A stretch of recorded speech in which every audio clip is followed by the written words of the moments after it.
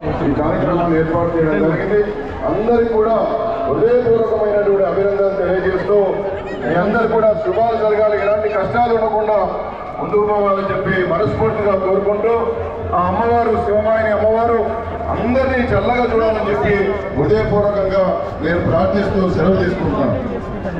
అలా చామల కిరణ్ కుమార్ రెడ్డి గారు దయచేసి వేదిక రావాలని ఒకటో నిమిషం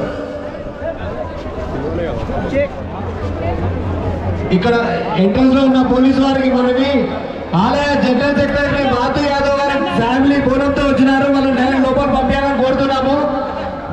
ఆలయ జనరల్ సెక్రటరీ మాధు యాదవ్ గారి ఫ్యామిలీ, జాయింట్ కిల్లర్ వెంకటరమారెడ్డి గారు ఆలయ కమిటీ అమ్మవారి దర్శనానికి వచ్చారు, వారికి స్వాగతం సుస్వాగతం.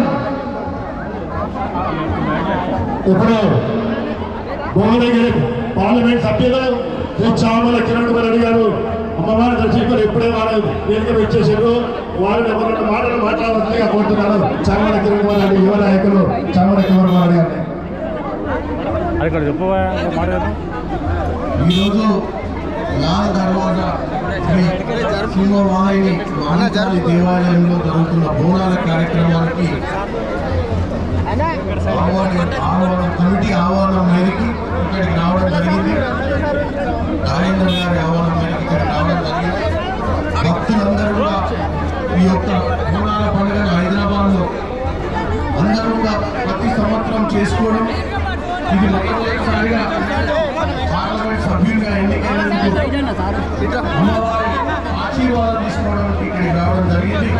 మీ అందరూ కూడా బోనాలను మీరు